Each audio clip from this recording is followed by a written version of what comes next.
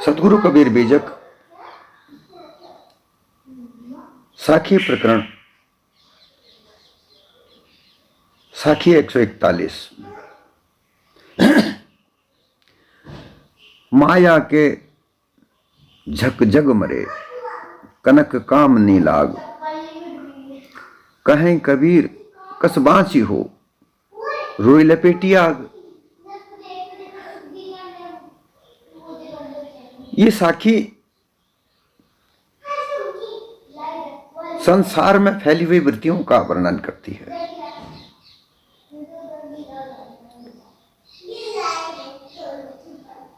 पिछली साखी में जैसे कहा कि माया तजे क्या भया, जो मान तजा न जाए। यहां माया के पीछे सब लगे हुए हैं। माया के झक जग जरे। इस संसार में जितने भी मानव रहते हैं,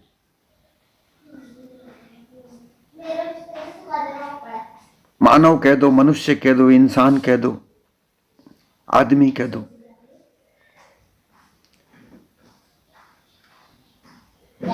इस मानव से ही संसार की रचना हुई है।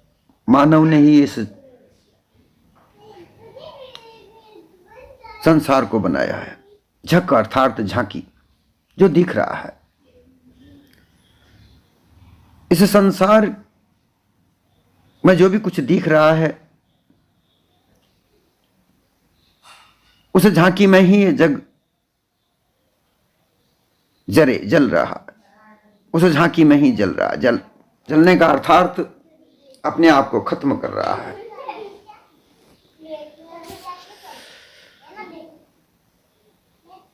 उसका जो मानव जीवन है, तो मानव इस जग की झांकी को देखकर ही उस मानव जीवन को समाप्त कर रहा है, व्यतीत कर रहा है।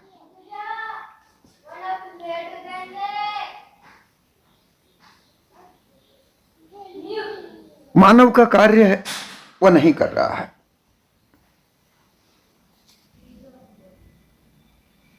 मानव अगर कहें,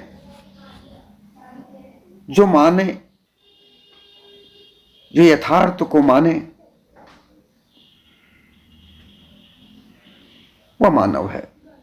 पशुता को त्यागे वह मानव है। सामाजिकता, जो समान रूप से मानव कल्याण के लिए, मानव रहने के लिए महापुरुषों ने निर्माण की है, बहुत से संस्कार इसमें हैं। उन संस्कारों को मानते हुए मानव अपना जीवन यापन करे, मानव है, अन्यथा पशु है।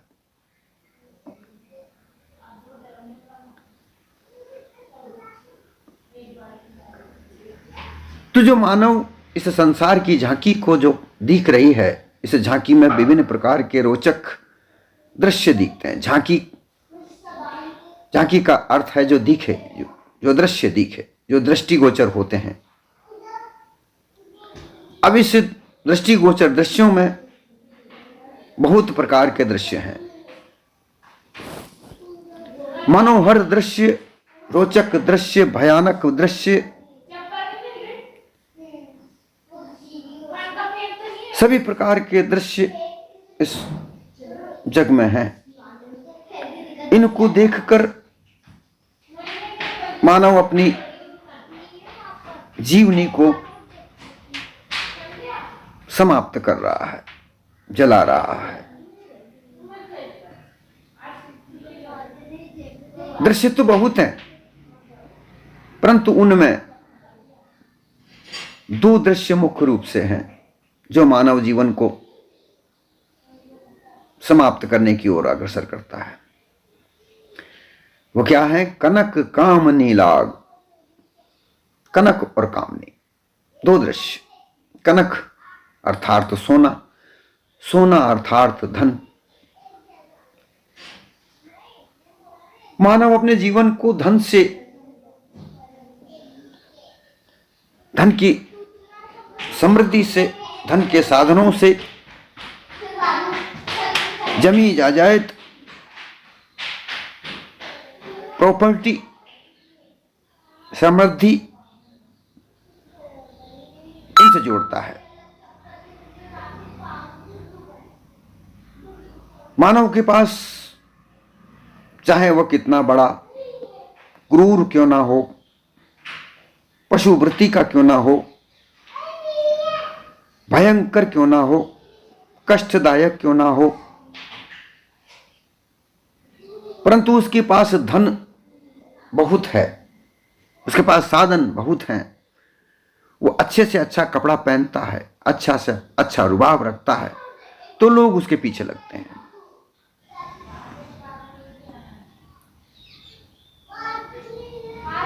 आज जो देखने को मिलता है, आप देख रहे हैं बड़े बड़े नेताओं की कैसी कैसी खबरें हमारे समक्ष आती हैं,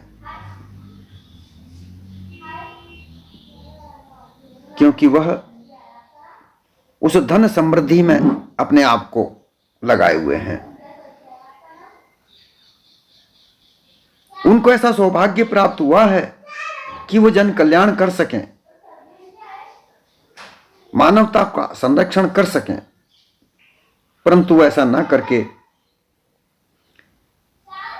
केवल धन कमाने की लोलुपता में उलझे हुए अपना जीवन यापन कर रहे हैं।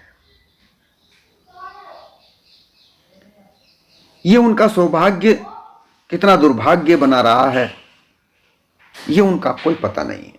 वो जल रहे हैं क्योंकि माया के झक जग जरे, जो माया के दृश्यों में, माया के प्रभाव में, माया के संस्कारों में उलझा हुआ है, वो इससे ज्यादा और क्या कर सकता है।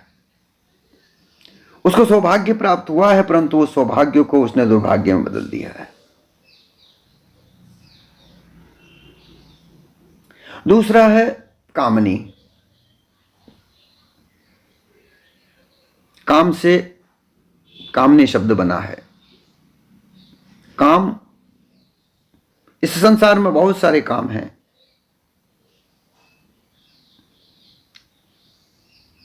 सर्वप्रथम तो धन कमाने का काम है, परिवार पालन पोषण का काम है, व्यापार करने का काम है, नौकरी करने का काम है, खेती बाड़ी करने का काम है, कुछ परोपकार करने का भी काम है, स्वार्थ काम है, परमार्थ काम है। लेकिन इन सब से हटकर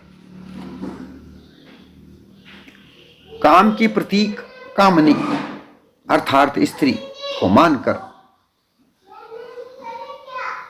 पूर्ण में उलझा हुआ,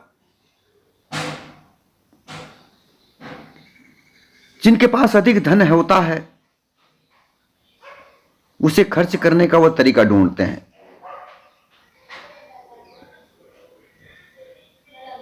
जैसा कि बड़े बड़े भारत में बहुत धनाढ़ व्यक्ति हैं, उन धनाढ़ व्यक्तियों के पास जो उनके विलासिता के साधन हैं, जो कार कुछ लाखों में आ सकती है, वो कार उनकी करोड़ों में आती है। जो घड़ी कुछ 100 रुपए में खरीदी जा सकती है, वो लाखों रुपए की होती है। जो मोबाइल 20-25 हजार तक खरीदा जा सकता है, वो लाखों में है। उनके खाने पीने के बर्तन सोने चांदी हीरे जवाहरात के होते हैं। उनके सोने के बिस्तर, सोने का कमरा कैसे कैसे होते हैं। ये सब पैसे, ये सब धन, अपार धन को खर्च करने का तरीका है। और फिर उसमें कामनी, स्त्री को भोग करने की इच्छा।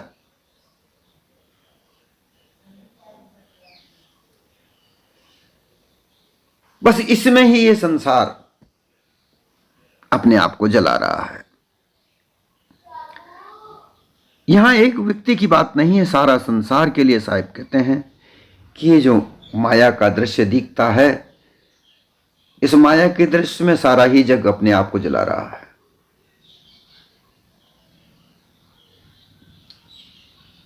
और इसमें जो साधन है वो धन और स्त्री है।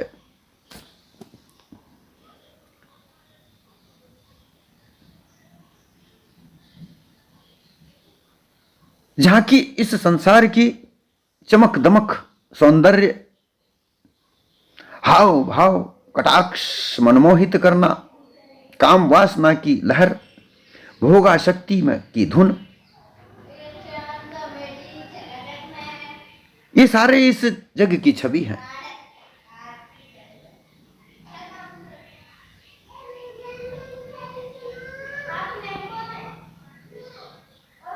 देखिए, जो 5 विषय हैं, शब्द, स्पर्श, रूप, रस, गंध, सुगंध, ये मानव जीवन के साथ हैं, इस देह के साथ हैं। इनको आप रोक नहीं सकते, मिटा नहीं सकते। अगर ये मिट जाएंगे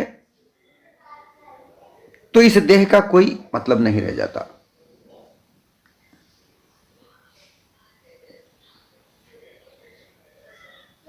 कोई आभास मन को नहीं प्राप्त हो सकता, और मन को आभास मिलता है, उसी के आधार पर अध्यास बनता है, और उसी अध्यास से यह जीव अपने आप को मान लेता है। शब्द कान सुनते हैं और शब्द मुंह से निकलता है। कान से सुनने वाले शब्द कई प्रकार के हो सकते हैं। आप इनको कान को बंद भी करोगे तो भी ये शब्द आपको सुनाई देंगे। मुखार बिंद से जो शब्द निकलते हैं वो कई प्रकार के निकलेंगे, व्यवहार रूप से निकलेंगे। इनको आप बंद नहीं करोगे, मुंह खो जाओगे तो परेशानी आपको ही खड़ी होगी। ये नेत्र दृश्यों को देखती हैं। इस संसार की झांकी कई कई प्रकार की है, वो तुम्हारे नेत्रों के समक्ष आएगी। आप नेत्र बंद नहीं कर सकते। कुछ क्षण के लिए अगर आप बंद कर भी लोगे तो भी आंखों को तो खोलना तो पड़ेगा।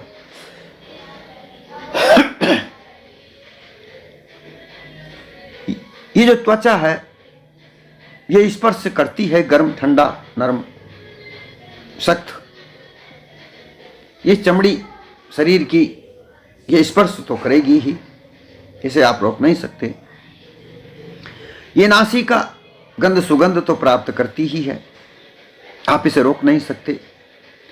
ये जिह्वा रस स्वादन करती है, मीठा, फीका, तीखा, खारा, ये सब स्वाद जिह्वा को प्राप्त होते हैं। ये विषय जो है आपके जीवन में व्यवहारिक रूप से साथ हैं, इनको मेट नहीं सकते। परंतु बात यहां कब आती है कि जब इनमें विकार, विषय, आसक्ति आ जाए। आसक्ति, मुझे वही दृश्य देखना है। लोग स्त्रियों को ही देखना पसंद करते हैं, सुंदर सुंदर स्त्रियों को ही देखना पसंद करते हैं। वो ऐसी ही जगह जाएंगे जहां पर सुंदर स्त्रियों के सौंदर्य को वो देख सके।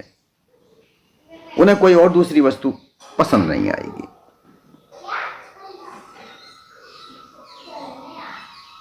वो वैसा ही शब्द सुनेंगे जो उनको पसंद है। स्त्रियों की से बातचीत करना उनको पसंद है, उनके शब्द वो स्त्रियां गाली भी उनको देंगी, वो उन्हें बड़ा सुखद उनको अनुभव होता है। वो स्पर्श करना चाहते हैं स्त्री को, कोमल शरीर को, स्त्रियां भी पुरुष को स्पर्श करना चाहती हैं, पुरुष के शब्दों को सुनना चाहती हैं, पुरुष के मर्दाना स्वरूप को देखना चाहती हैं। कहने का तात्पर्य है, स्त्री पुरुष पर आकर्षित है, स्त्री पुरुष और पुरुष स्त्री पर आकर्षित है। ये आकर्षण भी स्वाभाविक है। और ये आकर्षण क्यों है? क्योंकि स्त्री अपने आप में अधूरी है, पुरुष अपने आप में अधूरा है। इन दोनों के एक साथ होने से सृष्टि रचना होती है। अगर ये दोनों एक ना हो तो आगे की सृष्टि की रचना ना हो, सृष्टि रचना आगे बढ़े। इसलिए इन दोनों को इस मानव समाज ने विवाह रूपी संस्कार बनाकर इनको मिलाया है, ताकि आगे की सृष्टि चले। वरना जो वे व्यक्ति हैं जो मानव हैं, उनका जीवन या पूरा होने पर वो देह छोड़कर चले जाएंगे, तो फिर आगे की सृष्टि कैसे आगे बढ़े? इसलिए स्त्री और पुरुष को दोनों को मिलाकर आगे की सृष्टि का निर्माण होता रहे, इसलिए उनको मान्यता दी जाती है। परंतु यहां भोग में विषय वासना आ जाती है। इसी प्रकार से धन कमाने का भी कोई बुराई नहीं है, परंतु उस धन को अतिशय रूप से कमाया जाए, उसके लिए छल कपट पाखंड किया जाए, झूठ बोला जाए, हत्या की जाए, षड्यंत्र रचा जाए और खूब सारा धन इकट्ठा किया जाए, और फिर उस धन से भोग विलासता में अपने जीवन को लगाया जाए। मानव कल्याणकारी कार्य की तरफ कभी देखा ही नहीं जाए,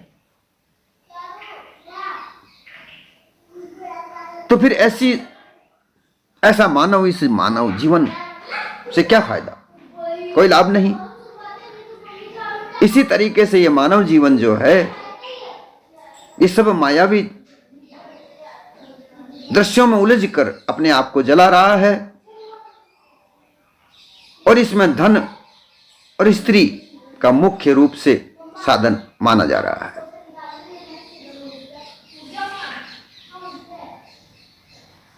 धन का सदुपयोग जन कल्याण के लिए है, मानव जीवन के यापन के लिए है, चलाने के लिए है। स्त्री और पुरुष का मिलन आगे की सृष्टि को रचने के लिए है, परंतु इसमें भोग विलासताएं,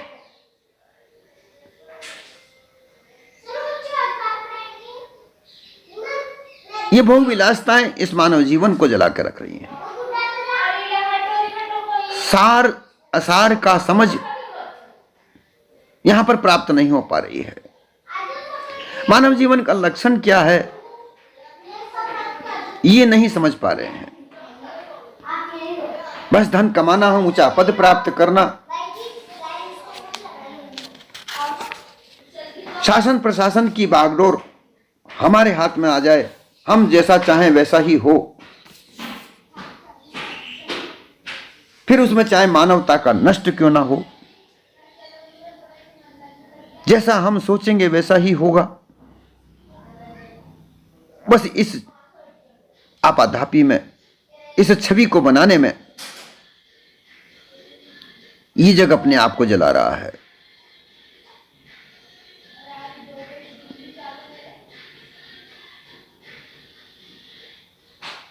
अपने स्वार्थी कार्यों में अपने आप को लगा रहा है।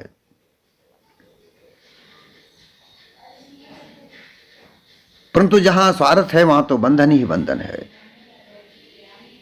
ये इतने बड़े बड़े लोग जो अपने आप को बड़ा मानते हैं, जो कि इस माया की छवि में उलझे पड़े हैं, जो ऐश्वर्य प्राप्त कर रहे हैं, ऐश्वर्य में अपने आप को भुलाकर कई कई तरह के अपराध तक वो कर रहे हैं।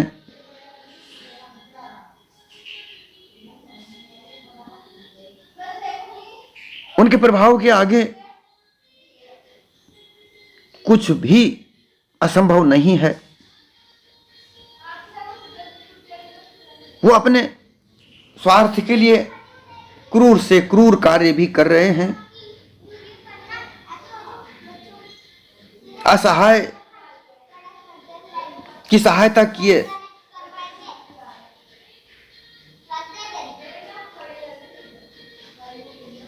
असहायता की सहायता करने के बजाय वो उसे और पीड़ा दे रहे हैं।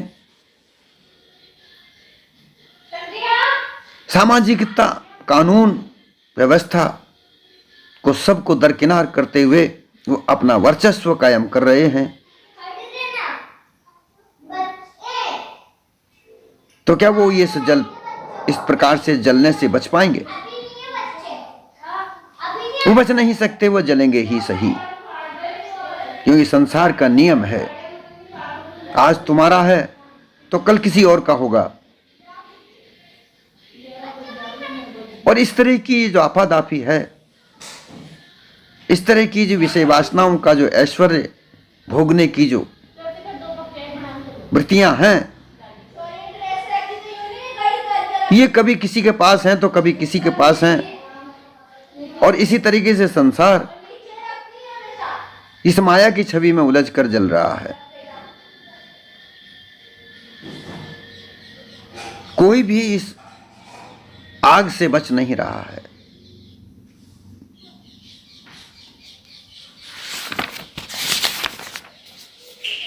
कबीर कहते हैं कि इससे बचे तो कैसे बचे? साहिब कबीर कहते हैं कहीं कबीर कस बांची हो, कैसे बचे?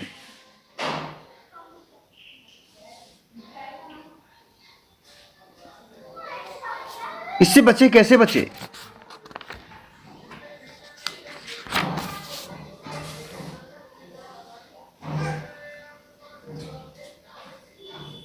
काम वासना में उलझे हुए हो,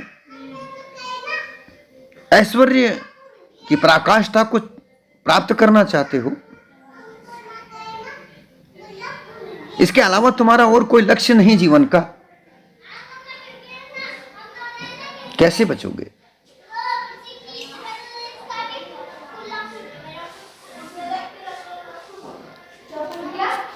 बच ही नहीं सकते, क्योंकि तुमने जो कपास की जो रुई होती है, उस रुई को आग के साथ लपेट रखा है। विषय वासना की जो अग्नि है, उस विषय वासना की अग्नि को के साथ में तुमने रुई,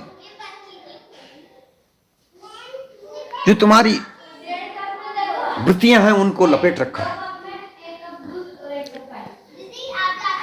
जो तुम्हें मानव जीवन में आकर जो कार्य करने चाहिए, उन सभी कार्यों का जो रुख उस अग्नि की तरफ ही मोड़ रखा है। मानव जीवन में आकर मानव के लिए जो कार्य किए जाते हैं, वो मानव जीवन के कार्य हैं। मानवता है, मानवता को संरक्षण करना है, मानवता को सहायता करना है। ये कार्य तुमने नहीं किए और तुम्हारी उस कार्य करने की प्रवृत्ति को उस वासना की अग्नि में लपेट दिया है, कैसे बचोगे? अग्नि तो रुई को जलाएगी ही जलाएगी, अग्नि में रुई कभी बच नहीं सकती।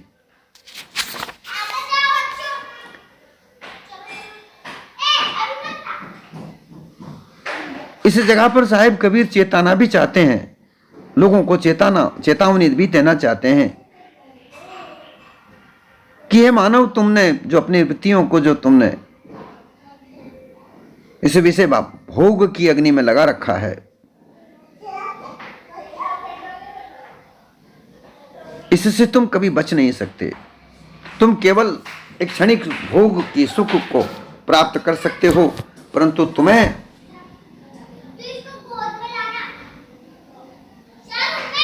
पूर्ण सुख प्राप्त नहीं हो सकता। तुम स्वयं अपने मन में विचार करके देख लो कि तुम क्या भयभीत नहीं हो। तुम इस बात को जानते हो कि हमने बुरा किया है, तुम इस बात को जानते हो कि हमने कभी मानवता के लिए संरक्षण का कार्य नहीं किया, सुरक्षा का कार्य नहीं किया। हमने कभी ऐसा परोपकार कार्य नहीं किया जो तुम्हारे काम आए। तुम खुद जानते हो कि तुमने क्या किया है, और इस भय से तुम रात दिन जलते रहते हो, परंतु तुम व्यक्त भी नहीं कर सकते, क्योंकि व्यक्त करने पर तुम्हें धिक्कारा जा सकता है। जो तुम ऊंचाई पर बैठे हो, मान सम्मान की ऊंचाई पर जहां पर तुम बैठे हो, वहां से तुम्हें गिराया जा सकता है। इस भय से भी तुम किसी को अपने दुख को नहीं बता सकते। ऐसी स्थिति को प्राप्त किसने किया है? तुम नहीं किया है, क्योंकि तुमने तुम्हारी सारी जो कार्य करने की जो वृत्तियां हैं वो सब आग की तरफ लगा रखी है। तुमने तो उस आग को और ज्यादा भड़काने के लिए कार्य किया है।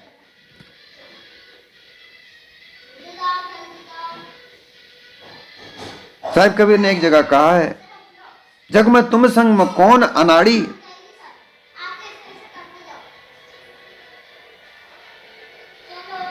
बुझावन चाहत हो वासना अग्नि, अग्नि में घृत डारी। जब कभी अग्नि जलती है और ऐसी जगह अगर वो अग्नि प्रज्वलित हो जाए जिससे नुकसान हो सकता है, घर में आग लग जाए, तो उसे बुझाने के लिए पानी डाला जाता है, तो अग्नि बुझ जाती है। परंतु तुम जैसा अनाड़ी कोई है हो ही नहीं सकता कि उस अग्नि को बुझाने के लिए घी डाल रहे हो। घी से कभी अग्नि बुझती नहीं है। घी से तो और ज्यादा प्रज्वलित होती है। वही कार्य तुम कर रहे हो।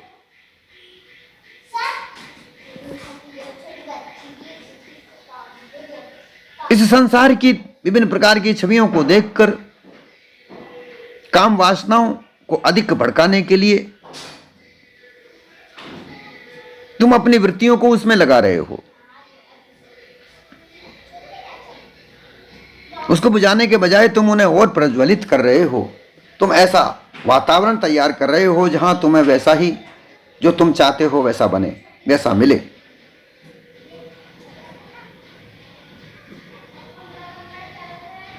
क्योंकि तुम्हारे साथ जो तुम्हारे सहयोगी लोग हैं, सभी प्रकार के लोग हैं, उन सभी की इच्छाओं की पूर्ति करना तुम्हारा कर्तव्य माना जाता है। और अगर तुम उस कर्तव्य को पूरा नहीं करते हो तो तुम्हारी जो मान सम्मान है, तुम्हारा ऊंचा जो पद है वो समाप्त हो सकता है। इसलिए तुम्हारी ये भी मजबूरी है कि तुम उन व्यक्तियों को खुश रखो, और खुश रखने का तरीका वही विषय वासनाओं को पूर्ति करना। इस माया की छवि में उलझकर तुम कितना दुर्दांत कार्य कर रहे हो, ये कभी विचार नहीं करते। इससे तो एक साधारणता मानव बड़ी अच्छा है, साधारण जीवन जीता है, खुशहाल जीवन जीता है, भक्ति भी कर सकता है, बच्चों के साथ रहकर खाना भी खा सकता है। परंतु तुम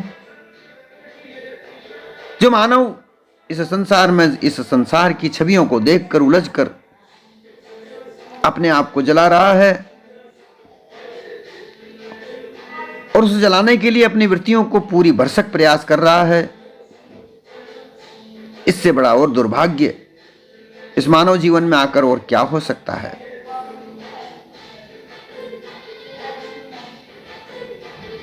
यह इस साखी का सार है कि हे मानव, तुम इस जग में, इस जग की छवियों में देखकर अपने आप को जला रहे हो,